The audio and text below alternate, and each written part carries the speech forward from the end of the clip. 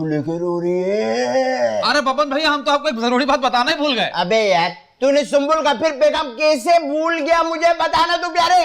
सुम्बुल कौन है? अरे रशीद भाई की बेटी। अच्छा तुमने वहां भी नजरें गाड़ी हुई है? वह नजरें नहीं गाड़ी हुई, उस घर में मैं पूरा खड़ा हुआ हूँ। अरे नहीं नहीं वो बात नहीं, हमने आपको जो बात बतानी थी वो कुछ और है। अच्छा बताओ क्या है। वो हमने ना कल रात को एक बहुत ही खूबसूरत सा ख्वाब देखा।